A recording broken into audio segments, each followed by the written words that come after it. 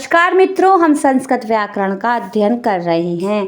UP TET Sanskrit में 5 topics पर हम वीडियो अपलोड कर चुके हैं, जिसे आप चैनल की प्लेलिस्ट में देख सकते हैं। आज का हमारा टॉपिक है व्याकरण शास्त्र की प्रमुख संज्ञाएं एवं परिभाषाएं। सबसे पहले हम देखते हैं कि वृद्धि संज्ञा क्या है। तो वृद्धि संज्ञा का सूत्र है वृद्धिरादैच। वृद्धिरादैच। अब हम इसका पदच्छेद करते हैं तो शब्द निकल के आते हैं वृद्धि आत ऐच। वृद्धि जो होती है वो किसकी होती है? तो आत से मतलब है आ और ऐच से मतलब है ऐ औ। तो वृद्धि जो होती है वो आ, ऐ और औ, इन 3 वर्णों की वृद्धि संज्ञा होती है।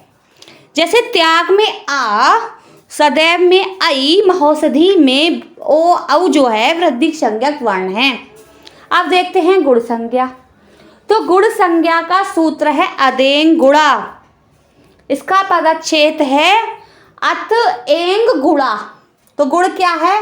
अथ यानी आ, एंग यानी ए और ओ।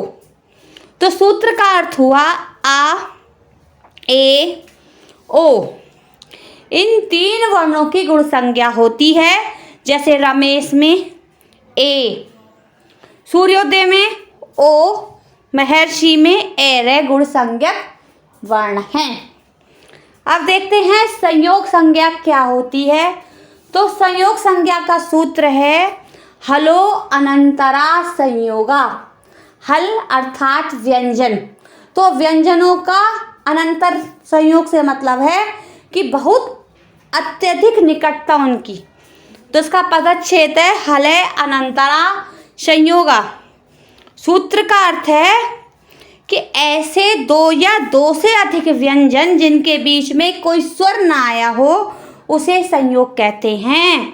जैसे पुष्प में शा पे का संयोग है, अग्नि में गा ना का संयोग है, राष्ट्र में साटारा का संयोग है, बुद्धि में दाधा का संयोग है।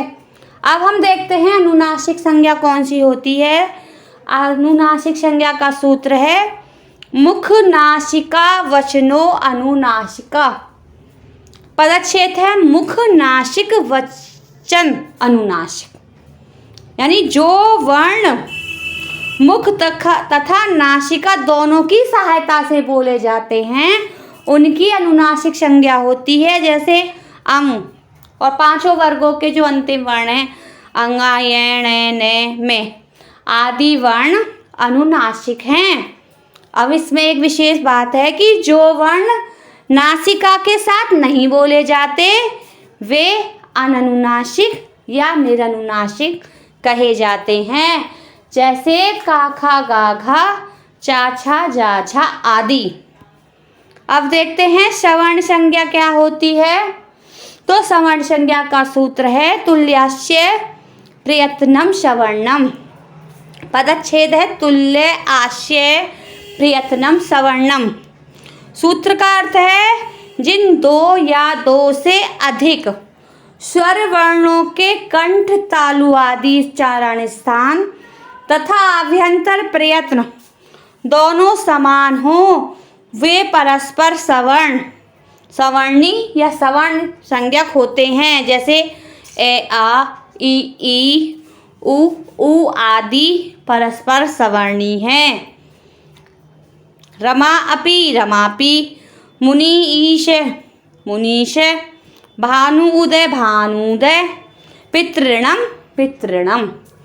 अब देखते हैं कि उच्चारण स्थान और प्रयत्न का साम्य होने पर भी स्वर और व्यंजन की परस्पर सवर्ण संज्ञा नहीं होती। यानी एक स्वर हो और दूसरा वर्ण व्यंजन हो तो उनकी सवर्ण संज्ञा नहीं होती। सवर्ण संज्ञा के लिए दोनों का स्वर होना आवश्यक है।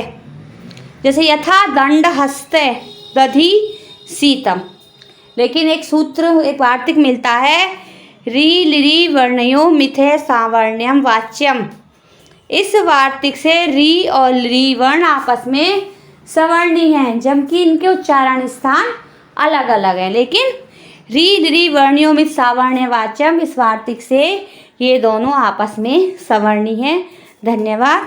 इसके आगे की संज्ञाएं हम नेक्स्ट वीडियो में देखेंगे।